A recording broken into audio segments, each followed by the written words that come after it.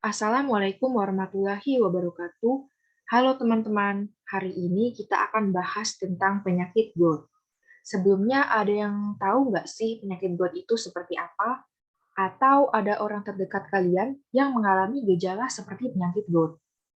Jadi, GOUT adalah penimbunan kristal monosodium urat di dalam tubuh yang dapat menyebabkan nyeri sendi atau GOUT arthritis, benjolan pada bagian tertentu dari tubuh atau tofi, dan batu pada saluran kemih.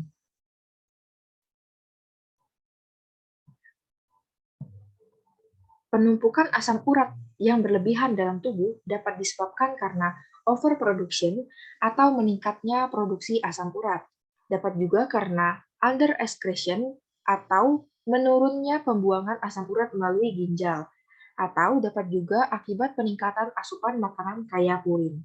Penumpukan asam urat yang berlebihan dapat ditandai dengan hiperurisemia atau kadar asam urat yang larut dalam darah berlebihan lebih dari 6,8 mg per desiliter. Faktor risiko dari penyakit GOUT yaitu usia dan jenis kelamin yang dapat terjadi pada pria dan wanita. Faktor risiko pada pria karena pria memiliki kadar serum urat yang lebih tinggi.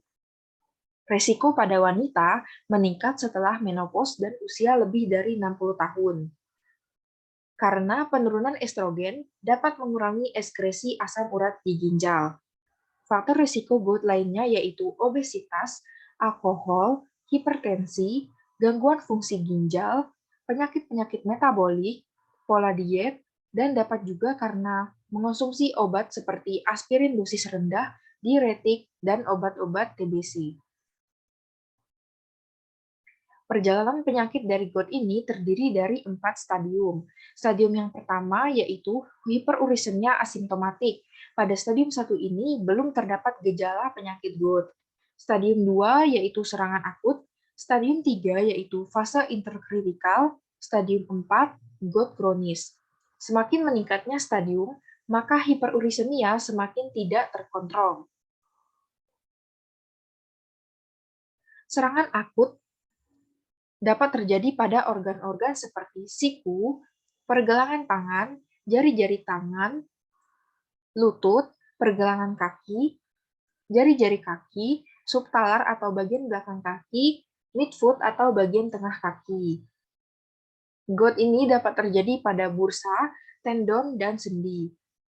Gejala dari serangan akut yaitu inflamasi dan nyeri sendi yang mendadak biasanya timbul pada malam hari. Inflamasi tersebut ditandai dengan nyeri hebat, bengkak, kemerahan, dan panas. Tubuh terasa demam, menggigil, dan nyeri badan. Gejala tersebut dapat hilang dalam 3-10 hari walau tanpa pengobatan. 90% serangan pertama menyerang satu sendi saja atau monoartikular.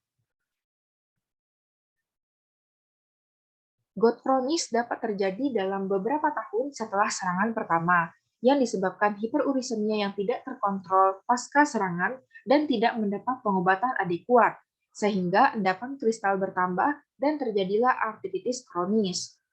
Gejala dari GOUT ini yaitu sendi bengkak, kaku, dan tidak nyaman yang persisten, kadang-kadang diselingi serangan akut, adanya perubahan bentuk sendi, serta timbul benjolan berisi endapan asam urat pada jaringan ikat atau tofi. Terapi GOUT ini yaitu ada terapi non-farmakologi dan terapi farmakologi. Untuk terapi non-farmakologi dilakukan dengan terapi diet, yaitu membatasi konsumsi makanan yang mengandung purin, mengonsumsi kalori sesuai dengan kebutuhan, mengonsumsi makanan yang tinggi karbohidrat dan banyak minum air putih, mengonsumsi makanan yang rendah protein dan rendah lemak, serta kurangi dan hindari alkohol. Untuk terapi farmakologi, ada terapi serangan akut dan terapi GOUT kronik dan hiperurisemia jangka panjang. Terapi serangan akut yaitu ada colchicine yang memiliki mekanisme menghambat sekresi zat-zat kemotaksis dan atau glikoprotein dari granulosit yang berperan dalam proses peradangan hingga siklus dihentikan. Colchicine berkhasiat anti radang lemah, tidak menurunkan kadar urat darah, dan tidak berdaya analgetis. Lalu ada indomethacin yang termasuk dalam golongan antiinflamasi non-steroid. Indomethacin berkhasiat amat kuat, tetapi lebih sering menimbulkan efek samping seperti gangguan pencernaan. Indomethacin dapat meredakan nyeri dan peradangan sedang sampai berat. Obat antiinflamasi nonsteroid lainnya yang sering digunakan adalah diclofenac, naproxen, dan piroxicam. Yang kedua yaitu terapi gout kronik dan hiperurisemia jangka panjang, yaitu ada golongan urikosurik dan inhibitor santin oksidase. Golongan urikosurik memiliki mekanisme menghindari reabsorpsi atau penyerapan urat kembali di tubulus proksimal ginjal, sehingga ekskresi atau pembuangan asam urat melalui ginjal dapat ditingkatkan dan kadar urat menurun. Urikosurik dapat mencegah dan mengurangi kelainan sendi dan tofi pada gout kronik berdasarkan hambatan reabsorpsi tubulus asam urat. Contoh urikosurik yaitu probenecid dan sulfenpirazon. Selanjutnya, kelompok inhibitor santin oksidase yang dapat merintangi kerja dari enzim santin oksidase. Seperti pada gambar, enzim santin oksidase dapat mengubah hipoksantin menjadi santin yang kemudian berubah menjadi asam urat. Dengan adanya inhibitor santin oksidase, maka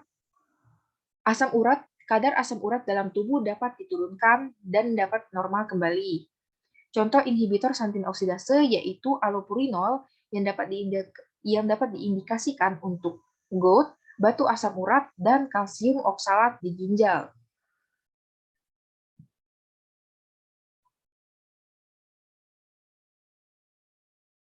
Jadi, ada baiknya kita memperhatikan orang terdekat kita dan sebisa mungkin menjaga berat badan agar tidak obesitas dan terhindar dari penyakit gout. Konsumsilah makanan yang tinggi karbohidrat dan banyak minum air putih. Jika mengalami gejala seperti penyakit gout, segera periksakan diri ke rumah sakit dan konsumsi obat dengan teratur. Terima kasih. Semoga bermanfaat. Wassalamualaikum warahmatullahi wabarakatuh.